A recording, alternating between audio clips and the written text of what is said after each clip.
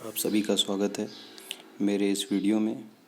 मैं विश्वास पांडे बैजनाथ भरद्वाज सरस्वती विद्या मंदिर इंटर कॉलेज बेड़ी पुलिया करवी चित्रकूट से आप सभी छात्रों को कक्षा 10 में कंप्यूटर विषय के बारे में जानकारी देने के लिए इस वीडियो को लेकर के आया हूँ। इस वीडियो के अंतर्गत आज हम कक्षा 10 के कंप्यूटर विषय के पहले अध्याय के बारे में अध्ययन करेंगे। चलिए प्रारंभ करते हैं।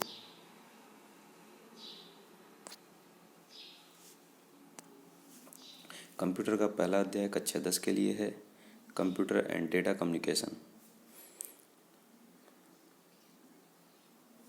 अर्थात कंप्यूटर का अर्थ संगणक से होता है और डेटा कम्युनिकेशन उसको अभी समझेंगे आगे। नेक्स्ट टॉपिक है कंप्यूटर। जैसा कि पिछली कक्षा में आपने पढ़ा होगा कंप्यूटर की परिभाषा, तो एक बार रिवीजन कर लेते हैं। कंप्यूटर एक ऐसी इलेक्ट्रॉनिक डिवाइस है जो कि यूजर द्वारा दिए गए डेटा निर्देश अर्थात इनपुट को प्रोसेस करके यूजर को अर्थपूर्ण सूचना के रूप में आउटपुट प्रदान करता है। कंप्यूटर सदैव आईपीओ के क्रम में ही कार्य करता है और यूजर को हमेशा सही परिणाम ही प्रदत्त करता है। ये जो परिणाम देता है कंप्यूटर को, ये जो परिणाम देता है यह इनपुट के आधार पर होता है। कंप्यूटर बाइनरी भाषा 0 और 1 पर अपने समस्त कार्यों को संपन्न करता है। आइए अब जानते हैं इस चैप्टर की दूसरे पार्ट डेटा कम्युनिकेशन को। डेटा का अर्थ होता है रॉ मटेरियल और कम्युनिकेशन का तात्पर्य होता है वार्तालाप। इसे इस प्रकार समझ सकते हैं, किसी भी प्रकार के डेटा अथवा सूचना को एक प्लेस से दूसरे प्लेस तक भेजने अथवा एक प्लेस से दूसरे प्लेस तक प्राप्त करने की जो प्रक्रिया है उसे ही डेटा संचरण कहते हैं। यानी जब हम अपने विचारों को किसी दूसरे तक भेजते हैं या किसी दूसरे के विचारों को स्वयं ग्रहण करते हैं तो यह पूरी प्रोसेस डेटा कम्युनिकेशन के अंतर्गत आती है। इस कार्य को संपन्न करने के लिए हम मोबाइल, टेलीफोन, फैक्स जिसका पूरा नाम फैक्सिमाइल भी होता है, ईमेल जिसका पूरा नाम इलेक्ट्रॉनिक मेल होता है, इत्यादि का यूज करते हैं।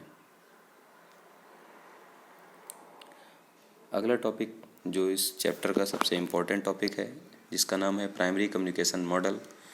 हिंदी में इसे कहते हैं प्राथमिक संचार मॉडल। यहाँ प्राइमरी का तात्पर्य प्राथमिक से, कम्युनिकेशन का तात्पर्य संचार से एवं मॉडल का तात्पर्य प्रारूप से होता है। अतः हम कह सकते हैं डेटा संचरण की एक ऐसी प्रक्रिया जिसमें विचारों के आदान प्रदान या डेटा के आदान प्रदान के लिए एक प्रारूप बनाया गया है। उस प्रारूप को प्राथमिक संचार मॉडल कहा जाता है। डेटा संचरण की प्रक्रिया को संपन्न करने के लिए मुख्यतः 5 अवयवों की क्रमागत व्यवस्था प्रयुक्त होती है जिन्हें प्राथमिक संचार मॉडल कहा जाता है। इन्हें संक्षिप्त में पीसीएम भी कहते हैं। पीसीएम को आप फिजिक्स, केमिस्ट्री, मैथ के टर्म पर भी याद कर सकते हैं जिससे आपको याद रहेगा। डेटा के आदान प्रदान के लिए प्रयोग में लाए जाने वाला सबसे प्राथमिक प्रारूप ही प्राथमिक संचार मॉडल कहलाता है। इसके अंतर्गत मुख्यतः 5 अवयव सम्मिलित होते हैं जो निम्नांकित हैं। इसमें पहला है मैसेज जिसे संदेश कहा जाता है, दूसरा है सेंडर जिसे प्रेषक कहते हैं, तीसरा है मीडियम जिसे माध्यम कहा जाता है और चौथा है रिसीवर जिसे ग्राही कहते हैं और पांचवा है प्रोटोकॉल। इन सभी के बारे में हम क्रमशः अध्ययन करेंगे। पहला पॉइंट आता है पीसीएम के अंतर्गत ये सभी एलिमेंट्स हैं, जिसमें पहला नंबर है मैसेज। मैसेज अर्थात संदेश। सेंडर द्वारा भेजी जाने वाली किसी भी प्रकार की सूचना को संदेश कहा जाता है। सूचना का कोई भी प्रकार हो सकता है, जैसे text message, audio message, video message, image, graph etcetera.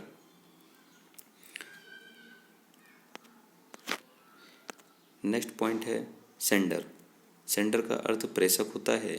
जो भी व्यक्ति अथवा डिवाइस संदेश अथवा सूचना को रिसीवर यानी ग्राही तक भेजने का कार्य करता है, उसे ही सेंडर या प्रेषक कहा जाता है। नेक्स्ट है मीडियम।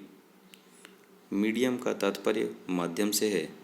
जब किसी मैसेज को सेंडर से रिसीवर तक भेजा या प्राप्त किया जाता है, तो इस पूरी क्रिया को करने में किसी न किसी माध्यम की आवश्यकता होती है। ऐसे माध्यम को ही कम्युनिकेशन मीडिया या कम्युनिकेशन चैनल कहा जाता है। इसके अंतर्गत तार माध्यम अथवा बेतार माध्यम आते हैं। तार माध्यम को वायर्ड मीडिया, बेतार माध्यम को वायरलेस मीडिया के नाम से भी जानते हैं। नेक्स्ट एलिमेंट है रिसीवर। रिसीवर पीसीएम के अंतर्गत एक प्रमुख अवयव है। जो व्यक्ति अथवा डिवाइस सेंडर द्वारा भेजी जाने वाली सूचना अथवा संदेश को ग्रहण करता है, उसे ही ग्राही कहा जाता है, अर्थात रिसीवर कहा जाता है। नेक्स्ट है प्रोटोकॉल। ये पीसीएम के एलिमेंट में सबसे प्रमुख है। प्रोटोकॉल डेटा संचरण के अंतर्गत डेटा अथवा सूचना के आदान प्रदान करने हेतु जिन नियमों का यूज किया जाता है, उसे ही प्रोटोकॉल कहते हैं। इन नियमों को एक मानक के रूप में आईएसओ, जिसका पूरा नाम इंटरनेशनल स्टैंडर्ड ऑर्गेनाइजेशन होता है, के द्वारा निर्धारित किया गया है। डेटा ट्रांसमिशन के अंतर्गत प्रयुक्त होने वाले नियमों के समूह को ही प्रोटोकॉल कहा जाता है। प्रोटोकॉल के द्वारा ही डेटा क्रमबद्धता, data routing, flow controlling, error controlling इत्यादि की क्रिया को संपन्न किया जाता है। Protocol certain agreements using in the network होते हैं। विभिन्न प्रकार के प्रोटोकॉल होते हैं, जिनमें से FTP, टीसीपी/आईपी, HTTP, SMTP, Ethernet, token ring, local talk, FDDI, ATM प्रमुख हैं। आइए जानते हैं सबसे पहले प्रोटोकॉल एफटीपी के बारे में। एफटीपी का पूरा नाम फाइल ट्रांसफ़र प्रोटोकॉल होता है। इस प्रोटोकॉल का प्रयोग किसी भी प्रकार की फाइल को सेंडर से रिसीवर तक ट्रांसफ़र करने के लिए किया जाता है। यही प्रोटोकॉल फाइल अपलोडिंग व डाउनलोडिंग की क्रिया को संपन्न करने में सहायक होती है।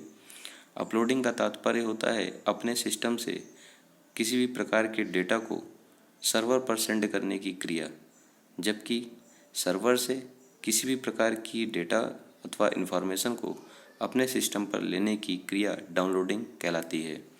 यह कार्य एफटीपी की मदद से ही संभव होता है। नेक्स्ट प्रोटोकॉल है टीसीपी/आईपी। टीसीपी/आईपी का पूरा नाम transfer control protocol internet protocol होता है। यह दो प्रोटोकॉलों के संयोजन से निर्मित होता है।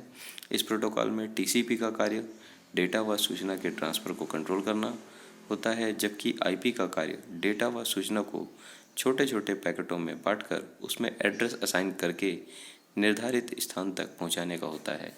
इसका प्रयोग इंटरनेट में किया जाता है। प्रत्येक सिस्टम का एक आईपी एड्रेस होता है। आईपी प्रोटोकॉल उसी एड्रेस को असाइन करने का कार्य करता है। नेक्स्ट प्रोटोकॉल है एसएमटीपी। इसका पूरा नाम सिंपल मेल ट्रांसफ़र प्रोटोकॉल होता है। यह पीओपी अर्थात पोस्ट ऑफिस प्रोटोकॉल के अंतर्गत आता है। इसका प्रयोग रिमोट मेल बॉक्स से ईमेल को प्राप्त करने के लिए किया जाता है।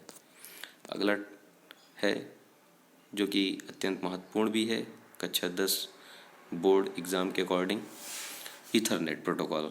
यह एक प्रमुख प्रोटोकॉल है। इस प्रोटोकॉल में प्रत्येक कंप्यूटर डेटा को भेजने से पहले कम्युनिकेशन मीडिया अर्थात केबल को चेक करता है। यदि केबल खाली होती है यानी फ्री होती है, तो डेटा को सेंड कर देता है। यदि केबल फ्री नहीं होती है तब उस समय तक की प्रतीक्षा की जाती है जब तक कि केबल फ्री न हो जाए। केबल के फ्री होते ही वेटिंग डेटा को सेंड कर दिया जाता है। यही ईथरनेट प्रोटोकॉल का कार्य है। नेक्स्ट है टोकन रिंग। यह एक प्रोटोकॉल है जिसे IBM, जिसका पूरा नाम इंटरनेशनल बिजनेस मशीन होता है, के द्वारा डेवलप किया गया था।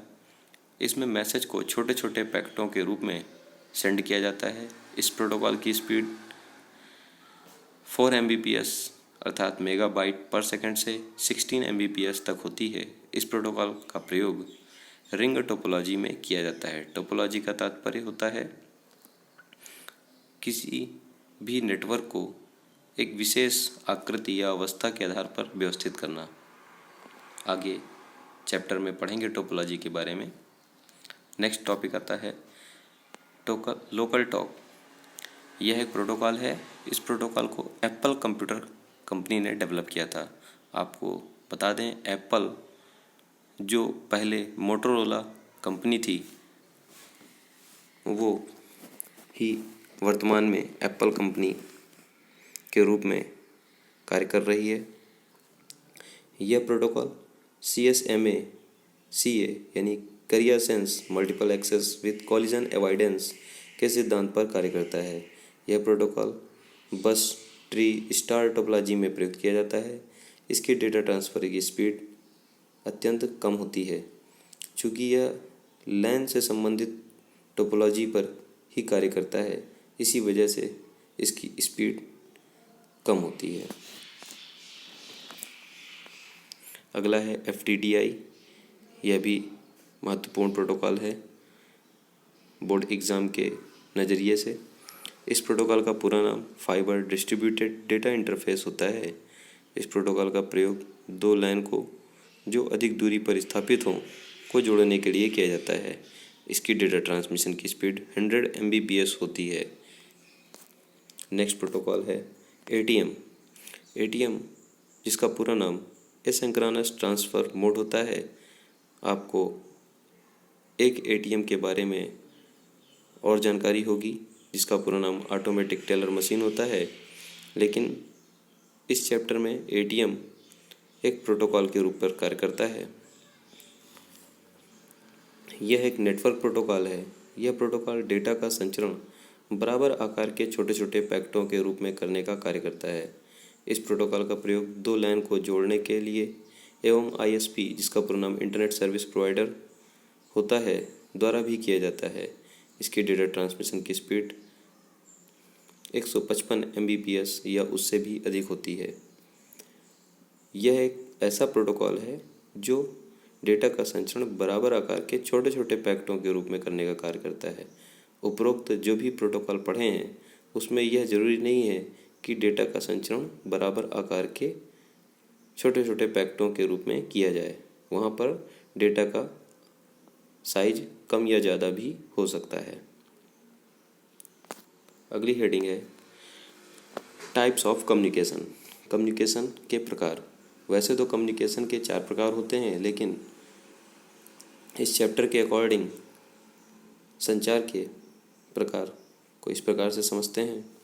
डेटा को सेंडर से रिसीवर तक सेंड करने के लिए किसी न किसी माध्यम की आवश्यकता होती है, जिसे संचार माध्यम कहा जाता है। यह माध्यम डेटा को सीधे उसके मूल रूप में ही सेंड नहीं कर सकता, बल्कि यह डेटा को इलेक्ट्रॉनिक रूप में परिवर्तित करके भेजता है। डेटा का इलेक्ट्रॉनिक रूप ही सिग्नल कहलाता है। आपको समझ में आ रहा होगा, डेटा का जो इलेक्ट्रॉनिक रूप होता है वही सिग्नल कहलाता है, यानी जिसमें डेटा 0-1 के रूप में फ्लो हो। डाटा व सिग्नल को मुख्यतः 2 भागों में वर्गीकृत किया गया है, जिसमें से पहला है एनालॉग डेटा और दूसरा है डिजिटल डेटा। आइए अब जानते हैं एनालॉग डेटा के बारे में। एनालॉग डेटा जो संचार के प्रकार का एक प्रमुख भाग है। ऐसा डेटा जो लगातार होता है अर्थात कंटिन्यू जो होता है, उन्हें एनालॉग डाटा कहा जाता है। जैसे ह्यूमन वॉइस, यह एक एनालॉग डेटा है। जबकि डिजिटल डेटा की बात करते हैं तो ऐसा डेटा जो लगातार नहीं होता, उन्हें डिजिटल डाटा कहा जाता है। जैसे कंप्यूटर की मेमोरी में स्टोर डेटा डिजिटल डेटा होता है, जिसे 0-1 के फॉर्मेट में स्टोर किया जाता है। अगला आता है एनालॉग डेटा तथा डिजिटल डेटा संचार माध्यम द्वारा केवल एनालॉग सिग्नल व डिजिटल सिग्नल के द्वारा ही भेजे जाते हैं। अब जानते हैं एनालॉग सिग्नल। एनालॉग सिग्नल यह ऐसी लगातार तरंगें होती हैं जो एक निश्चित समय सीमा में अनंत स्तर पर अनंत बिंदुओं से होकर गुजरती हैं। इन तरंगों को दिखाने के लिए दो लंबवत अक्षों का उपयोग किया जाता है। यहाँ ऊर्ध्वाधर अक्ष सिग्नल के मान को, जबकि क्षैतिज अक्ष बीते समय को प्रदर्शित करता है।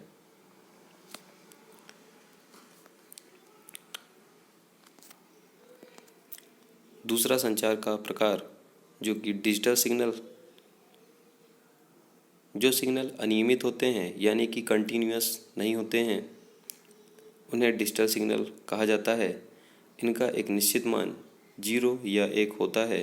इन तरंगों को दिखाने के लिए दो लंबवत अक्षों का उपयोग किया जाता है, जहां ऊर्ध्वाधर अक्ष सिग्नल के मान को, जबकि क्षैतिज अक्ष बीते समय को प्रदर्शित करते हैं।